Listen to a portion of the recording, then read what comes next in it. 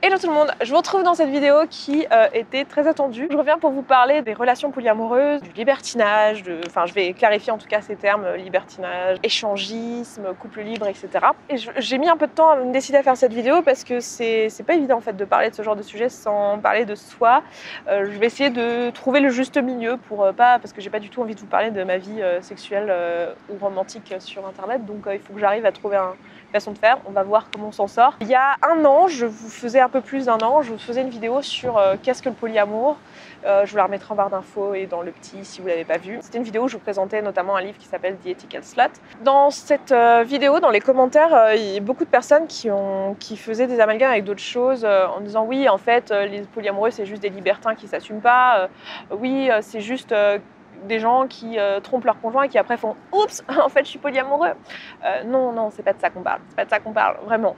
Alors du coup, pour le but de cette vidéo, j'ai fait des petites recherches sur les termes libertin, échangisme, voilà, et même couple libre. Et du coup, je me suis aperçue que j'avais employé ce terme-là pour me définir à un moment donné et qu'en fait, c'est pas du tout le terme qui va pour me définir puisque je suis vraiment polyamoureuse. Ce que je vais faire, c'est que je vais vous redéfinir un petit peu tous ces termes vite fait, sachant qu'en fait, il y en a une flopée de termes et que je suis pas forcément la personne la plus à même à vous donner toutes ces définitions. Donc, je vous laisserai faire des recherches. Je vous mettrai aussi une map que j'ai trouvée avec tous ces termes-là. Malheureusement, elle est en anglais, mais elle est super drôle et elle explique bien un peu tous les termes.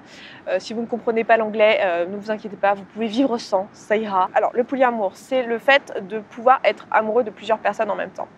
Voilà, avec relation sexuelle ou non, c'est le fait de pouvoir être amoureux de plusieurs personnes en même temps. Moi, je le définis comme étant une orientation romantique. Je sais pas, vite fait, je fais le point sur ce qu'est une orientation romantique, une orientation sexuelle. Une orientation romantique, c'est le fait d'être attiré émotionnellement par quelqu'un. Et une orientation sexuelle, le fait d'être attiré sexuellement par quelqu'un. Donc on peut être hétéro-romantique, attiré émotionnellement par des personnes de l'autre sexe, homo-romantique, etc., etc.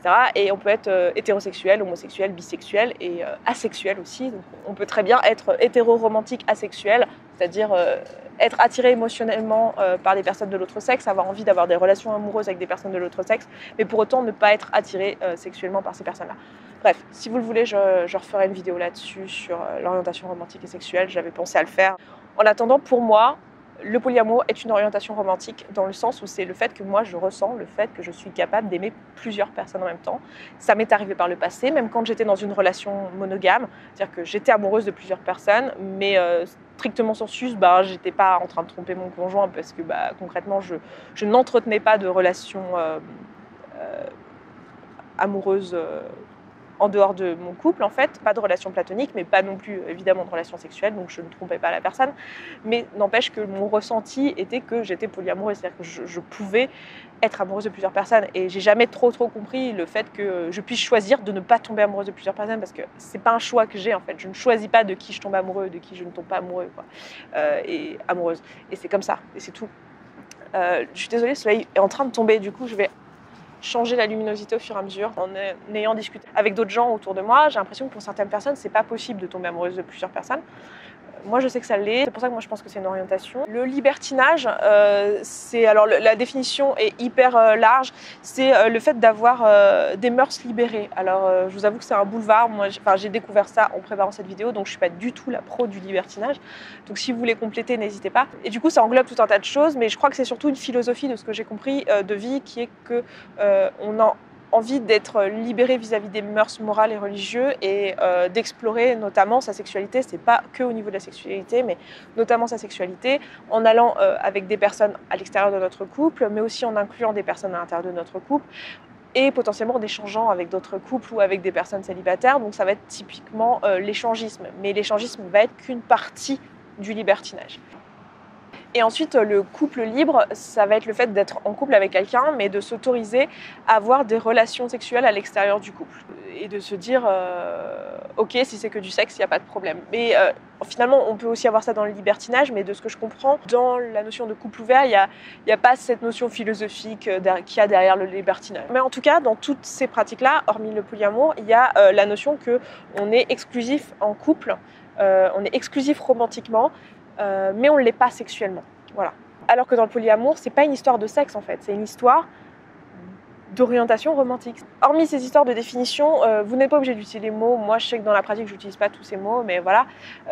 Mais hormis les questions de définition et tout ça, il y a un truc qui revient beaucoup en commentaire et qui revient beaucoup de manière générale, c'est la notion du fait que c'est pas stable. Donc ça va se traduire par plusieurs remarques. La première, ça va être que c'est juste un truc pour des personnes qui ont peur de l'engagement, qui sont pas dans une période stable de leur vie et qui ont juste envie de tester des trucs.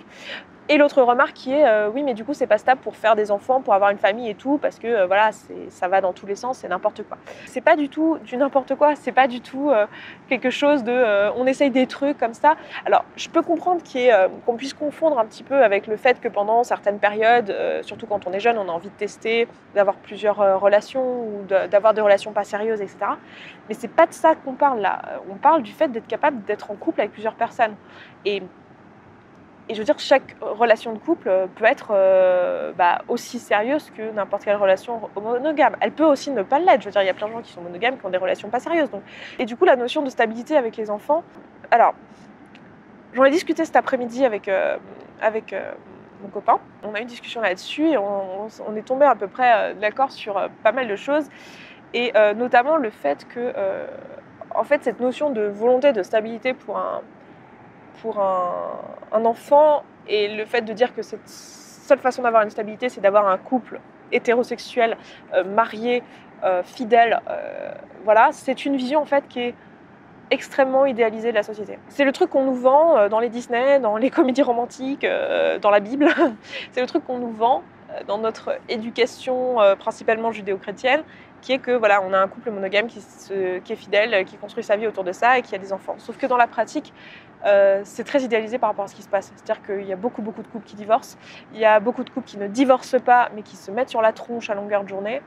Il y a beaucoup de familles qui sont monoparentales, voilà. Et en réalité, cette stabilité familiale, elle n'est pas hyper présente au sein des couples monogames. Donc pourquoi dire que les couples polyamoureux auront forcément une instabilité, enfin je veux dire pas plus que d'autres couples, et j'ai envie de dire même plutôt moins. J'ai la sensation que même plutôt moins. Là, ça c'est que moi que ça regarde, mais j'ai la sensation que beaucoup des raisons pour lesquelles les couples ne tiennent pas sur la durée, c'est cette exclusivité, c'est cette prison qui se sont construits en créant ce concept de couple et en idéalisant ce concept de couple. Je trouve que c'est quelque chose d'extrêmement idéalisé, l'idée de se dire ben voilà, tu es la personne avec qui je vais passer les 60 prochaines années de ma vie et tu vas devoir combler tous mes besoins physiques, sentimentaux,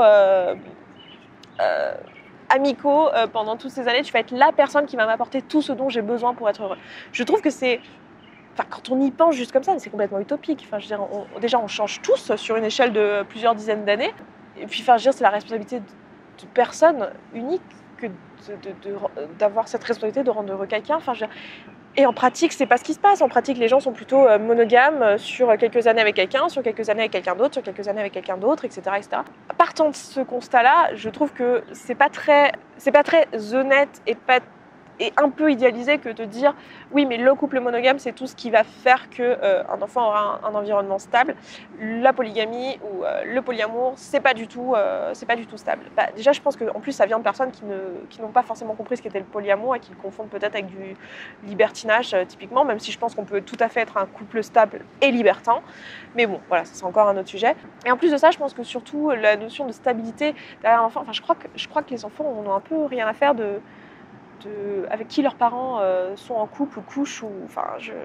Tout ce qu'ils ont besoin, c'est d'un cadre, effectivement. Ils ont besoin qu'on leur inculque des valeurs morales qu'ils pourront questionner plus tard en grandissant, mais en attendant, ils ont quand même besoin de se construire une base, de se construire un cadre avec des choses qui sont bien, pas bien, des choses qu'il faut faire, ne pas faire. Je pense que beaucoup des inquiétudes vis-à-vis du polyamour et des familles et des enfants sont un peu du même ordre que celles qu'on a vis-à-vis du couple homosexuel. C'est qu'en fait, ce sont des choses qu'on ne connaît pas et du coup ça fait peur, mais en réalité un enfant il a surtout besoin d'amour, d'un cadre et de parents qui s'occupent de lui, quoi. Et donc il y a beaucoup d'enfants maintenant qui sont adultes et qui témoignent, qui disent voilà, moi j'ai grandi avec des parents homosexuels, j'ai grandi avec des parents polyamoureux et tout va bien dans ma vie, enfin merci de vous inquiéter mais c'est pas la peine, quoi. Et donc je pense qu'on commence à avoir un peu de recul là-dessus pour dire que bah non, cette vision judéo-chrétienne idéalisée du couple, en fait, elle est complètement utopique et dans la pratique, c'est pas du tout ce qui se passe et que c'est pas du tout ça qui est gage de sécurité et de stabilité pour un enfant, en fait. Je suis en train de rentrer là, après avoir filmé la vidéo que vous êtes en train de regarder, et je viens de m'apercevoir que j'ai oublié de dire un truc à un moment que je pense important, donc je vous le dis maintenant. C'est pas juste qu'on idéalise le couple stable, monogame, et que du coup, on s'imagine que c'est la seule façon d'avoir quelque chose de stable pour les enfants. C'est pas juste ça, c'est aussi le fait que on part du principe que grandir élevé par son père et sa mère biologique, c'est la meilleure façon. Alors qu'en fait, c'est un truc qui est construit d'un point de vue de la société. Enfin, je veux dire, ça marche effectivement, mais c'est peut-être pas la seule solution. Il y a plein de sociétés où les enfants sont élevés par d'autres personnes que leurs parents biologiques ou par un ensemble de personnes. Il y a même des sociétés où qui est le parent biologique n'a aucune importance. Et je pense pas que les enfants soient moins stables, plus suicidaires, plus malheureux.